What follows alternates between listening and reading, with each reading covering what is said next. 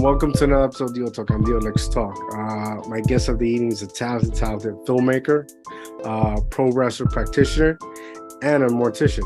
Give a warm welcome to Wade Simmons. Welcome to the show, man. How are you? That's good. I'm doing great. How about yourself? Good. You know, living the dream. What's up? So talk to me. I know you got a new film coming out September. Yeah. Talk to me a little about that project. All right. So I decided to do a documentary about my journey as a filmmaker. So like, because really, to be honest, even though I like filmmaking, like I've been doing some narrative stuff for like 5 years. But honestly, when I went to film school, I fell more in love with making documentaries. So I'm kind of starting to want to move more in that direction. So I decided to make a documentary about my web series. And I thought that it would be kind of fun because like most people, they tell the story after they get big and blow up or whatever. But I'm like, why not document things that's just happening now? Like, like not Yeah. wait because like I don't know if you watched like the Martin reunion and the Fresh Prince of Bel-Air reunion, but like, Tommy's no longer here. Uncle Phil's no longer here. So it's Yeah. like, it was nice to see everybody come together, but it's like, just think about how impactful it would have been if everybody was together. So I'm like, while we have the time now, like, why not appreciate it and just create it now, have a little fun with it. Yeah. Create the moment. Witness the moment, right? Like it's like Kanye who did the Netflix documentary, and where when he was before he got famous, and it showed his struggles, some turmoils he had to go through. So that's an awesome. That's awesome. What exactly inspired you to like just do it? Uh, well, I had been thinking about it for a while. I was talking about it, and she like to think about me. Whenever I want something, Mm-hmm. I always pray about it, talk to God about it. But then it's like I go for it. I think time is precious, and I'm like, Yes, 100%. while I'm working with the people I'm working with, like why not create this memory now? So we had a shoot date. We shot most of the interviews. We still got a few more to go, but then we ended up like doing the documentary cover and everything. And then I got the theater pretty much booked. I'm working on, getting my little surprise for the guests and everything. But Nice. I'm like, you don't have to wait to do like really big things. Like, if you're blessed enough to, by the grace of God to have resources, like, utilize it to your advantage. Like you don't have to wait to 100%. go to Yes. Hollywood to have a big movie premiere. There are filmmakers that do screenings all the time. Yeah. It's like I feel like a lot of people, they underestimate the things that they have locally. Like a lot of people be looking like, man, I just got to get there. But like, when anything you want to do, sometimes the stuff is right in front of us. We just have to, make the most of it and see it and just, step Yeah. out on faith and give it a shot. 100%. I agree 100%. What's are you still working on the name? Uh, Or so the it's so it's called Love Always Wins, the documentary, because that's the name of the web series. So like, so it's basically yes. kind of telling the story about how it happened, how I created it, why I created it, and we actually got the footage from the very first episode we shot that I never showed, and that episode kind of it didn't go as planned, but it's like it's kind of nice to kind of tell the story from that. Like I think Yeah. that's gonna be real cool. How long have you been doing the web series? It's been 5 years, and Wow. all 5 years, like I just now came up with a name for it. Like maybe like was it like last year? I think it was like last year, but like I was on the podcast, and the young lady on the podcast, she was like, "Well, I'm gonna need a trailer, and I'm gonna need this," and I'm like, "Well, if I need a trailer, like I've been doing this for like almost 5 years, and I never like we talked about a name for it, but I'm like, and then I thought about it. Love always wins, so I'm like, Which is a let's just beautiful go. name. Which is a Yeah. beautiful name. I watched. You sent me a couple of links. I definitely enjoyed it because it's a lot of chemistry. It's different. It's very heartwarming in certain parts. So like kudos to you and your all the cast and the people that work with you. So you had it for 5 years, and like, has anybody? Because I can imagine people are watching it. And they've never asked what the show's name. Well, yeah, well, some people have asked, but it's like, it It was comes and kind of like goes. it's like, we because basically what I did was like every episode was kind of like just named after whatever the title was, but we had always Ah, talked about like they mentioned Wade's World and this, but like I didn't yeah, really want that. But when I think about the reason why I created the series, I thought about it. Love always wins because honestly, like as you know, that I also went to school to be a mortician. When I yes, was in school to be a mortician, I needed extra credit, so I wrote a script.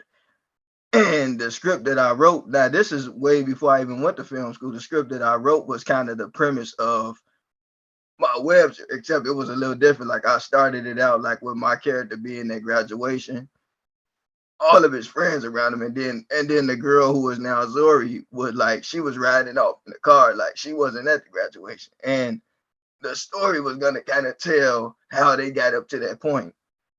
And basically, like my character being somebody who worked in the funeral business, he always knew what he wanted. Like, he didn't really waste time. Like if he saw what he wanted, he went for it. As opposed to the girl he wanted, she was kind of like, yeah, I don't yeah, know what I want, kind of like, I want this, but I don't want it. But like he was so sure, and she was like, I don't really know. But it's like when you think about it, like, when you really love somebody though, like you don't force anything, like, yeah, yeah, and, yeah, and you want them to do what's best for them, So yeah, yeah.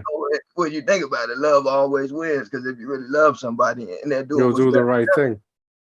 you will never lose, Yeah, So yeah, that's yeah. kind of where the name came from. So, how's the scheduling to shoot the scenes? Because like you got so much going on. Like Well, you got work, and and I know sometimes it get hectic because once you have cast members, that's also hectic scheduling for her with them, and getting that timing right. yeah. So we normally film on Mondays, uh, Oh, cool. Tuesdays, or Fridays. And so like Wednesday is kind of like a day that I kind of dedicated to God or whatever. Amen to Sunday that, I don't brother. do any filming. I mean, if I'm working with other people, I'll film any day. But like kind of like with my production, I film Mondays, Tuesdays, or Friday. Now I have filmed on a Saturday before, like because like me, I'm flexible. Like Hmm. when people are working with me, like I try to make them comfortable. So like, I have shot on Saturdays, like, with me, it's like it doesn't have to be my way. Like, it's whatever's best for everybody. But I mean, in between work and stuff, like it can get hectic, but it's like to me, I kind of work hard so that I can fund my own projects and stuff. So like Yeah, yeah. it keeps me going. Nice, nice. What's your writing process like? Like, do you like? Is there like a thought that just emerged in your head, or is like you're writing as you're seeing life goes, whatever inspires Uh, you.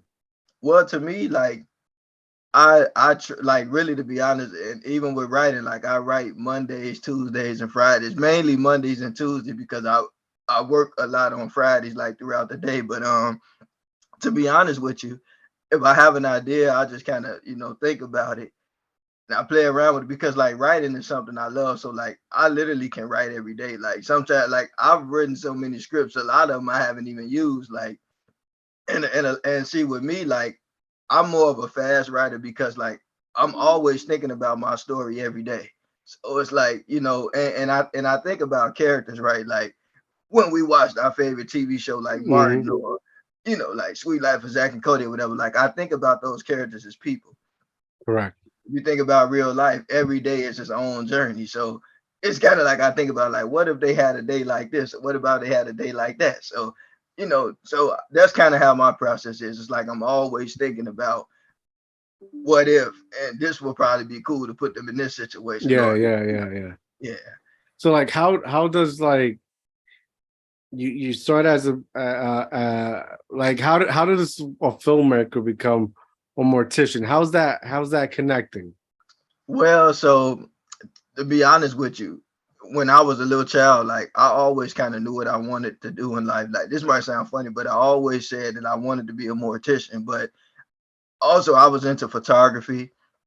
When we used to, go places, I always had a video camera. I always like writing and telling stories. And even when I was in elementary school, like I used to write like little wrestling pay-per-views and stuff. Mm-hmm. And would write like what happened and stuff. Like I would write little like with my classmates, I'd be like, it was Courtney versus this person or whatever. He hit him with a chair, he did this, and like, so I was kind of already on that path. But what ended up happening was that as I got older and went to high school, like I kind of put I kind of put the art stuff aside, and then I moved Yeah, more, yeah. moving more into becoming a funeral director. So I started working at a funeral home my senior year in high school, and I volunteered and stuff. And then I ended up, after graduating, I went to Malcolm X College, which also had a mortuary science program, but I didn't do it there. I did like some prereqs, and then I kind of Mm-hmm. bounced around between Wilbur Wright, Malcolm X, and I took like one credit at South Suburban, and then I finally went to another school, mortuary science. And then I went in that, man, it was rough. It was hard. And honestly, when I finally finished the program, we had like these exit exams. So like Mm-hmm. I didn't know if I was gonna pass these exit exams or not. So I'm like, if this don't work out, I better make sure that I have another plan. So like I went to Las Vegas with my uncle because my family they're in the plumbing business, and like I went and worked with him, and I'm like, okay, like they're good at this, but this is just not, this is just not my thing. So I'm like, maybe I'll go try being like a veterinarian. So I went to this animal hospital in the school or whatever, and I went in there, I saw them little dogs, and they were looking so sad, and I'm like, I don't know if I can do this. So I'm like, if I'm gonna go back to school, I'm gonna go back for something I want to. So I prayed about it, talked to God. I'm like, okay, I'm going to film school, and went, and it just and it took off from there. Mm-hmm. So like how long did it take you to complete film school?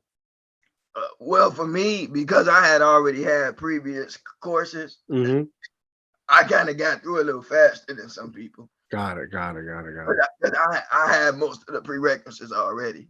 Got So it. like, so I'm like, yeah, all this time I spent in mortuary school getting prereqs, I used it for something else. But the funny thing about when I went to film school, right when I enrolled, like sometime I think it was September or October, like right after I enrolled, I finally passed one of the exit exams to be Mm-hmm. a mortician. So I'm like, wow, like, I went to film school, and some people like you should focus on one thing or whatever, but I didn't listen to that. Like I feel like, when you know who you are, Mm-hmm. you step out on faith and you trust God. And if You you have when you can, you will.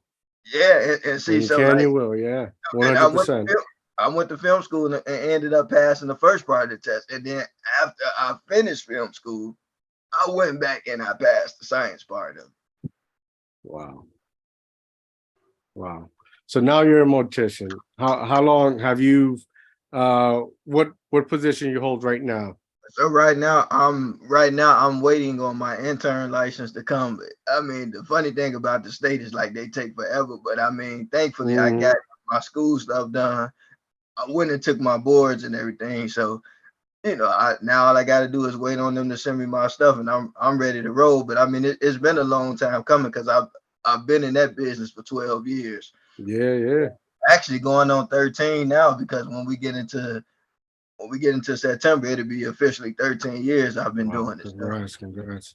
Like do you like find discomfort doing that? Like working Uh, with basically around death? I think when you're passionate about what you do, Mm-hmm. I think that you see another side of it that people know. Like a lot of people see like death and they see grief and stuff, but like Yeah. for me, from when doing it, first of all, it's a job where you can help people. But also to me, like I feel like it's a job that keeps you more grounded in life. Like, I can't speak Humble. for Yeah. everybody, but it's like, knowing the fact that one day I'm gonna leave here too, like Mm-hmm. it motivates you to be like, you know what? Let's make the most of time in life and appreciate it. And like with me, like, it teaches you to love people. Appreciate them. It teaches you to appreciate the people that you like, the ones that you may not care for, or because, you know, I think when you work in a job like that, like I don't know, like you said, it kind of humbles you a bit. And I think like with me, like it teaches me to always, try to be more understanding with people. Because if you think about it, the one thing that I feel that filmmaking and funeral service have in common is that they both involve telling stories. Hmm. If you think about it, when a person lives like a movie, it's a middle, it's a beginning, it's a middle, and an end. Yeah. And a lot of times when you sit through these services, you're hearing somebody's story. It's kind Hmm. of like you can visualize their life as a movie playing on the screen. Yeah. Yeah, I totally understand when you're coming from, because a very long time ago, I graduated from paramedic school. So I never really got to work, but my practice, which is in the hospital and um, ambulance, because at that time it was like 2008. That's what the Ebola was going on. Like I, instead of doing like 2 months, I did like 5 or 6 months. And you know, working in that atmosphere is like you have to learn to be empathetic. That's yeah, why, and like they'll say, like paramedics' humor is very dark, because you're dealing with life, right? Like, and what's funny is that people worry about more about dying than actually living. you're right. Like you shouldn't be afraid of death. You should be afraid of not living a life. You're right. And it's crazy because like people when they come in the funeral home, I know like one lady said, sometimes you get little people that come in and they be like, well, next time you see me, you'll be rolling me in. And I said, no, don't say that. Just keep on Hmm. living. Keep Yeah, keep on enjoying life until God calls you. Like, don't focus so much on that. Just enjoy life and that's appreciate that. time. But I think that's the thing that like people don't look at time as a gift. It's Yeah, a gift. And I mean, I feel like it's a gift that we should use wisely, instead of exactly. sitting around like complaining. You're not gonna get it. That's something that's you're not. It's not gonna return. Once it's Mhm. gone, it's gone. Yep. You got to do your time. Um, so are you a fan of the Undertaker? Yes, but I was more of a fan of Kane.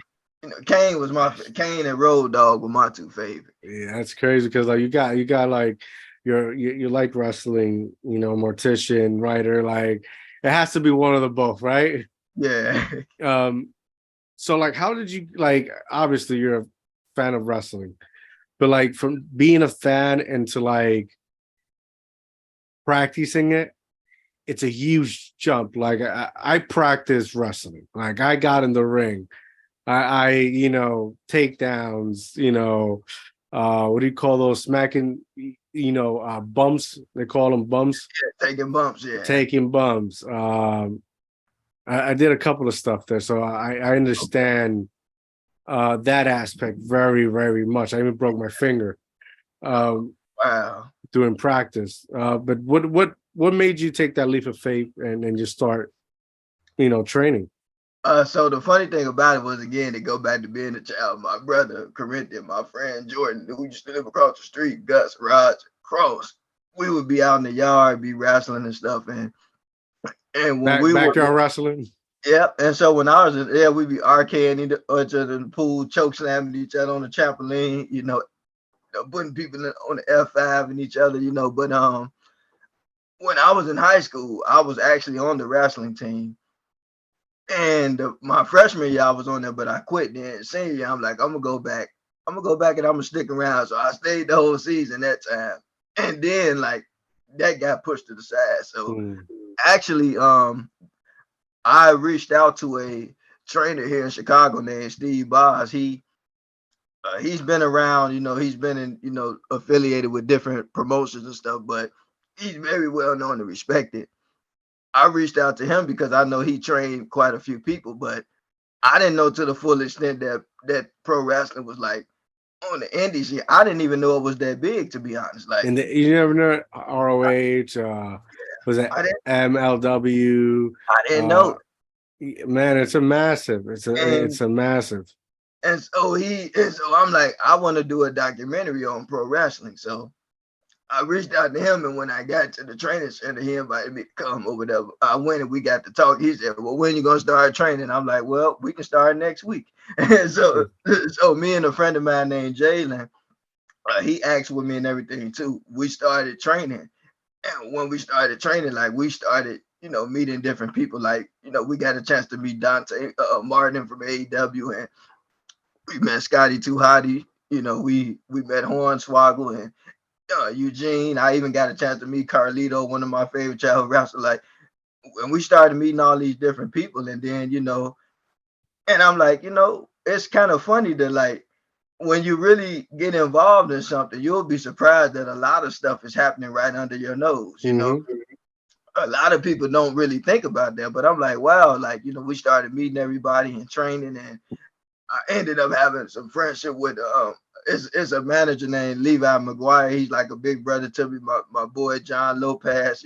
He doing his thing because like me, because I work so much, I'm doing film stuff. Like pro wrestling to me is more of a hobby. So I'm not pursuing it as hard as some of the other individuals. But But I it's good mean, experience if you're gonna do a documentary. I would I definitely love like to see that.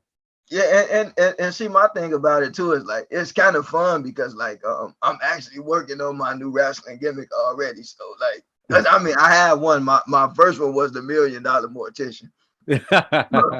But I'm like in case I want to move away from it, because we live in this world where Mhm. people they like to compare Kobe and they like to compare Mike and LeBron, but me, I don't really do comparison. Like I Mhm. always believe that everybody's an individual. Some people might have the same premise, but everybody's different. And so, like, because a lot of times, like, if I was to come and bring the mortician get me back, somebody be like, "Oh man, he's just trying to be the Undertaker." It was only one, and I'm like, "No, no, no, no." According to the state of Well, if you Illinois, that's where you gotta bring the like kayfabe, right? Which mhm, is like everybody has to live in the gimmick, but like you're kind of a realistic version of that because you're actual mortician. So yeah, when people find out that, like they're gonna go crazy. yeah, and see, I thought about that too because I thought about if I was healed and they started booing me, I'd be like, "Well, Start burying them. Start burying them. according to the state of Illinois, I am the Undertaker." Yeah, yeah. There you but, go. but I also got another wrestling gimmick too, kind of like an alter ego, but his name is Graham Gator, a little southern Florida swamp guy, and I mean, so like, it's kind of nice to have different characters. Oh Maybe I yeah, do definitely, yeah. something like Mick Foley, mankind, dude, love, Cactus Jack. That sounds dope. That sounds dope. So what's better, WWE or AEW? Well, what I like about AEW is that I know some people that's Hmm. involved. I don't know a lot of people, but I mean, like Sky Blue. I met her through CSW. Like a young man by the name of Axel Rico. They've been Hmm. trying him out a little bit, but I like it because they're giving people a chance. But I mean, WWE, that's what I grew up on. Hmm. I mean, I don't really get a chance to watch it as much anymore. But I mean, I'm a big Roman Reigns fan. Like, I kind of hate they broke the bloodline up, but I mean, it had to break up It's been eventually. 3 years. It's been 3 years. Yeah, it had to break up eventually. But I Yeah. mean, I love the gimmick, and I like the head of the table thing. Like like I like that they're doing something different. But AEW is kind of like, I mean, I think they're doing some great things too. I think they have a lot of young talent there, and I think they do. I think they both have, you know, I think they both have their pros, and their cons. Yeah. I think I didn't like when it first started and when everybody was like they quickly wanted to be WWE competition. I didn't like that. Yeah, Because when everything's new, it's fresh, everybody likes it. But then yeah, give it time, it slowly starts to die down, die down, die yeah, down. And I think trying to go to war with a company that's been, in the game for over 20 years, that have gone through so much, like you got to use that as a blueprint. And yeah, when you're in that bit, excuse me, when you're in that business, you're not always going to get the opportunity to, especially if there's only one company. Yeah. and guys going to the other company and just like getting their spot, getting their moment. They didn't, they didn't step up like they needed to. Yeah. You know, Hey, they didn't work together. And it's like, in my opinion, like, so was WWE right for not giving you that spot? yeah. You know? It's kind of hard to say because to be real with you, like, and I'm just saying this with anything that like I feel like everybody's different. Hmm. And I feel like sometimes one thing about life, because we're human, we don't know everything, we don't understand everything. But I feel like when people make the right moves, everything just works out. Hmm. And what I'm saying is like sometimes when you in one place and you're being held back, it may not seem fair, but I feel like it works out. I think that as a person, and me speaking from experience, I think that people you have to know where you'll grow at, you know. Yeah. I mean, you take a fish out of water, he's just laying there. But if you put him in the water, he knows exactly what he's doing. You know, Yeah. Yeah. I feel like people do well with it. So, like, I know that. But to be real, I do believe that some companies have held some talent back. Yeah. But I think that person has to make that decision and say, look, either I'm gonna stay here and take it and make the most of it, or maybe I'll find me somewhere else that'll promote me. But to me, nobody's ever stuck. You know what I'm Hmm. saying? Hmm. You got to go where you'll grow at. But I mean, even the setbacks can still be used as fuel. And the reason why I said it is because, like, I've seen people get held back, but I've also seen people make different moves too. Hmm. So I Hmm. think everything just works out. Yeah. 100%. I agree. I agree. I agree. I agree. So you got the wrestling, you got the mortician, you got the filmmaking. What else can we expect in the upcoming months? Oh man, who knows, man? I'm a really adventurous person. Like, I mean, I want to get back into playing a little basketball.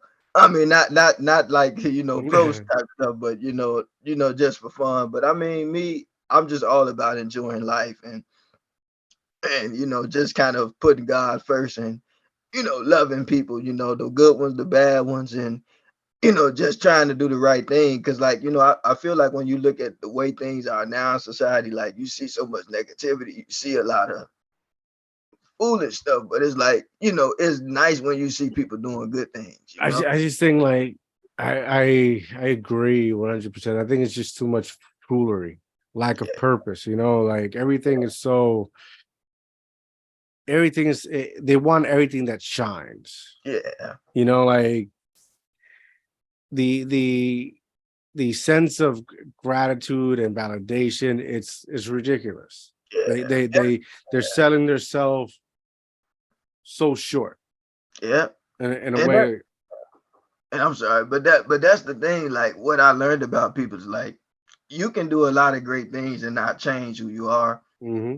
I mean, I think the thing that now we kind of live in this world now where people to do anything to, not everybody, but a lot of people do anything to get notoriety and get fame and stuff. But like what I'm learning now is when you are focused so much on what you're doing, you're gonna do it whether it's nobody watching, whether it's 10 people watching, whether it's millions of people watching. Amen. For me, Amen. when you're Yes. enjoying your life and you're doing what you love, I don't look if people want to support, they can. If they don't, hey, I ain't tripping. I'm having fun. To Hmm. me, it's about living with purpose and having fun because like I don't compare myself to anybody. Like when I see people doing great things or they getting a lot of views, look, I'm not knocking the next man or woman.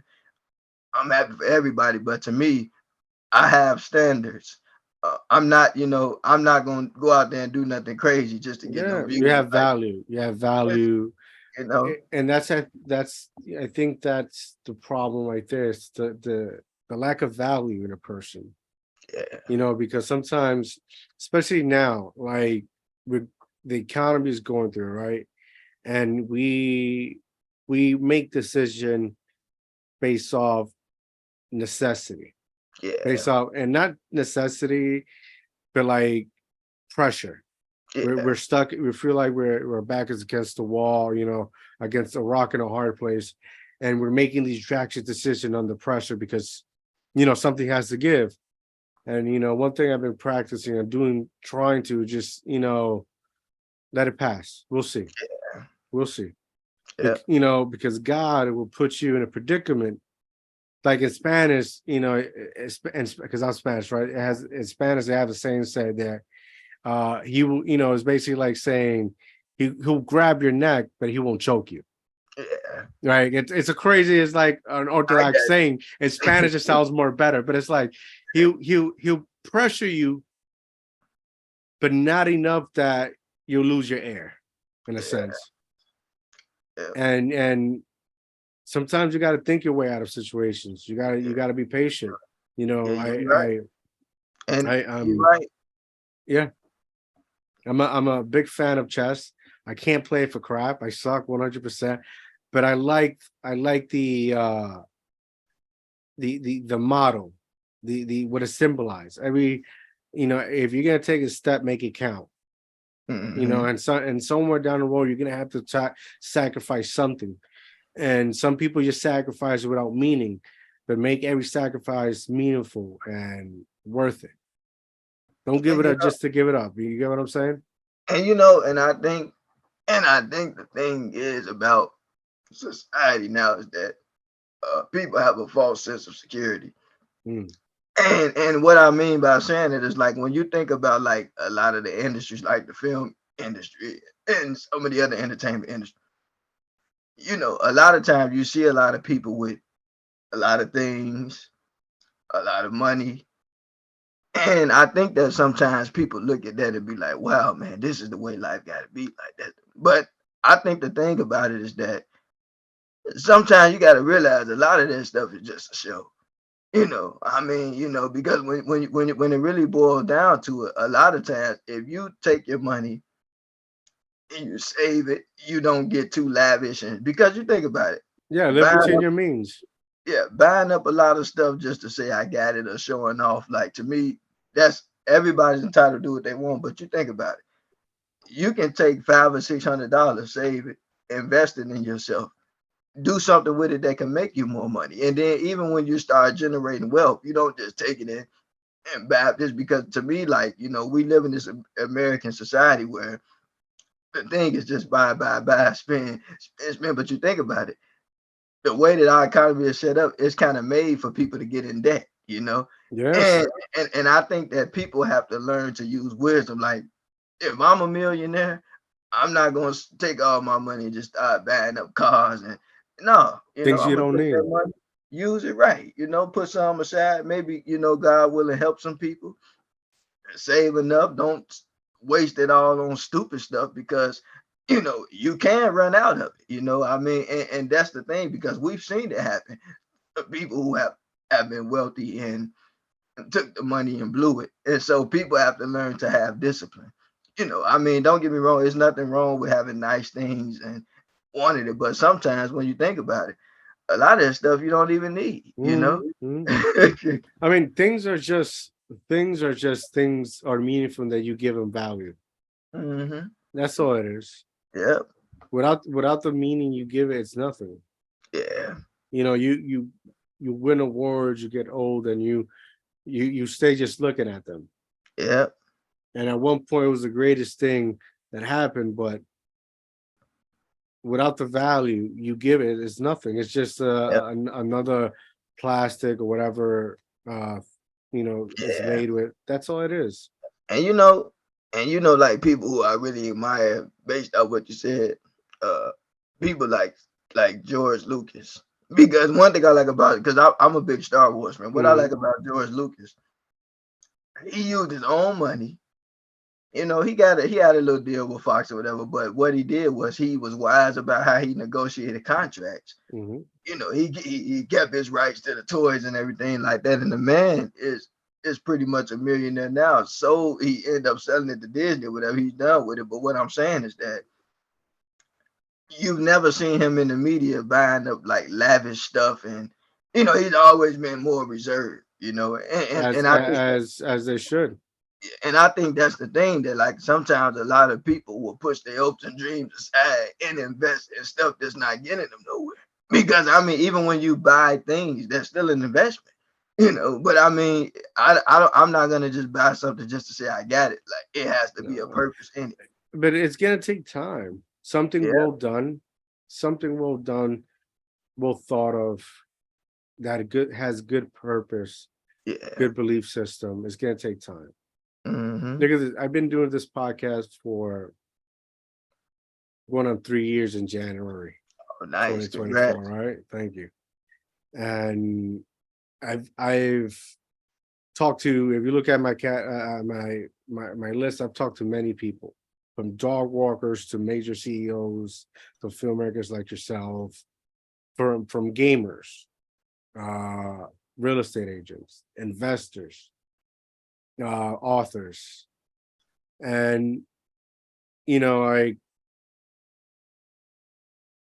the most I made out of this has been $19.80, right?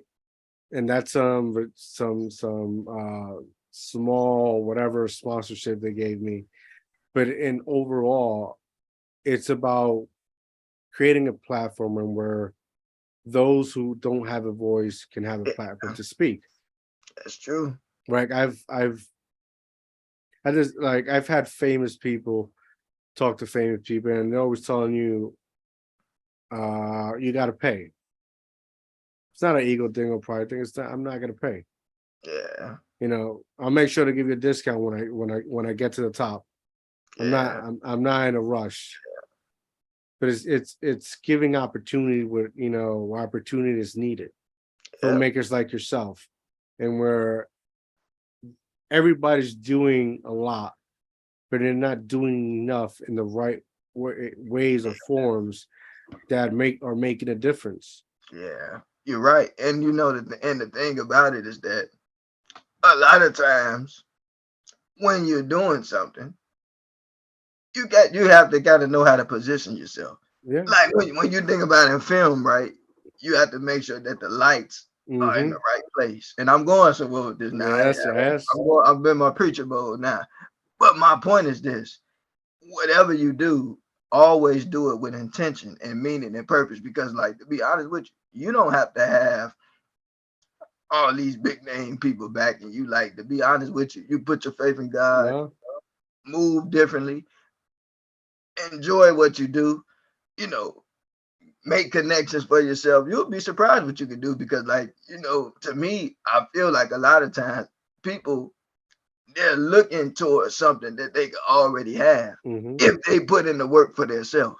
Yes. Because to me, that's why, like, when I got out of film school, I mean, I did have some people that got internships at other places, and I pursued some, and and to be honest, I didn't really get any of them, but I wasn't really going out of my way for them either, you know, and so So it's like it's what I was, and I like that, because like sometimes you gotta make your own path. yeah, Sometimes you go into these, like, example, you're a filmmaker, right? You get an opportunity with these major companies, you go in, and it's not for you, it's not what you want to do. yeah, Like I consider myself a media journalist. I went to college, got some credits. It took me to be on Google Coursera, which I got a certificate from Michigan State University School of Journalism, right? And all I wanted to do was to speak with people and hear their story, create a platform where their stories are witnessed, so they can talk about what they're going through. yeah, What will they like, what they think will be the right way, so that once one day, people could go on YouTube or whatever, here in 5 years, can hear their story and say, I'm going through the same thing. Maybe let me try something else, because it's wisdom that we don't have. You know, living in an era where like everyone is trying to live fast as they can, hmm right? And the human race is just like feeling everything's a race. yeah. And sometimes you gotta slow it down. Right. We gotta slow it down. You're absolutely right. Because again, we all unique. Mm-hmm. Don't try to be nobody. Be yourself. 100%. And that's the one thing that I really hate about humanity is like, even when you see people doing something great, other people always say, I'm gonna compare this, I'm gonna compare that. But to be honest, everybody is an individual. And to me, I believe in the principle of doing unto others as I would have them do unto me. So I don't compare myself to nobody, and I don't compare people because I see everybody as an individual.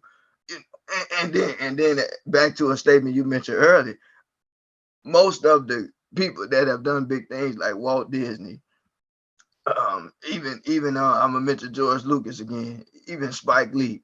A lot of those people were independent. Yes. I mean, I don't really watch too much Tyler Perry, but even he was independent. You know what I'm saying? And look at he owns BET, VH1. And so I feel like you don't have to follow nobody else's path. Just Follows your heart. As long as it's good and positive, it's gonna get done. But that's what happens when you're trying to create good things that like are worth it. They're never gonna come easy. yeah. You're gonna always go through turmoils, Hmm. errors, lessons learned, but at the end, when you finally get there, for somebody to try to tarnish that is gonna take years and Yeah. decades, probably time they don't have. But when you're trying to create something fast, based on necessity, hustle your way to the top, you'll get there. You'll enjoy it. But the faster you go, the quicker you come down from it. Yeah. You're right. You get what I'm saying? Like I heard a song, right? I'm gonna give you advice because I know you're a mortician, right? You're gonna find yourself, moving forward, and you're gonna find people that's like, oh my god, I can't believe I'm burying him. I'm burying him, right? Or burying her. And you'll ask them, were they good? And that person probably say yes. So the only way you will comfort them, you will tell them this: we don't bury good people, we plant them. Yeah. We plant them. It's a seed that grows. That's what good people are. Yeah. I like that. Boom. And man, you're right, man. It's like you have to live with purpose. Like that's the biggest. Yeah. And you know what? And I don't mind sharing this with you too. Like if you notice my voice, 1 minute is normal, then the Mhm. next minute it sounds like it's kind of strange. So like I got diagnosed with a condition called a spasmodic dysphonia. A lot of people don't know what it is, but nah, it's not life threatening, thank God. But what it is like if I get anxious or uptight, my voice strain. If I'm happy and excited, it's normal. But I take that to say this that like whatever you do, you should love what you do because stress, it really does kill people. Mhm. And, or it may cause things to happen to you, that are not really normal. But I think that's why it's really good to pay attention and just trust how God is leading you. Like, See, right there. You telling me your condition. You can look at it as a thing to go through. You could look at it as God's gift because right now every word you say moving forward has to be meaningful, yeah, right? It has to be say with purpose. yeah, It's like that Eddie Murphy movie where he had a tree in the back of his house, and every time a leaf will fall out, it's because he said a word. Until he had no more words, no more leaves, meaning he can say nothing, right? yeah, That means like when you say something, it's not just to say it. yeah, It has purpose and history behind it. yeah, So savor your words, my brother. Savor yeah. your No, words. yeah, but that's a good thing. Like, and I appreciate you for putting it like that because and I look at it as a blessing too because like to me, it's like a thermometer. Like if I know that I feel myself unhappy or not pleased with something, then I know I have to step away from it. Because like one of the biggest things that I say, we should live life with the two P's. One is purpose, but the other one is peace. Yes. And to me, like, you know, a lot of people don't really think about that, but if something doesn't bring you peace, step away from it, you know. 100%, I agree. Step away from it. I agree 100%. Wade, it's been an honor speaking with you, my brother. We have to do this again. So, you know, next time you when you're about to release your documentary, you know, come back to the show. We'll chop it up, talk about what can we expect, and then, you know, help you promote it. I know I don't hear it. All right, great. Before we go, please tell the people where they can find you at. All right, so I'm Wade Simmons. You can find me on Vimeo, Wade Filmmaker 37s on Vimeo. So Wade Filmmaker 777 on Vimeo. And then my Instagram is Wade Jedi 99. You can also find me on Facebook as Wade Simmons. You know, you see the fro in me with my pro wrestling buddy. So that's me. There you go. Make sure you go follow him, support him. Go check out his show on Vimeo. Yeah, man. Thank you for joining me. Make sure to like and subscribe my YouTube channel, DIOTALK TV. Make sure you go follow me at Mr.DreamInspiredTale on Instagram. Thank you once again, man. Have a good night. I'm out, guys.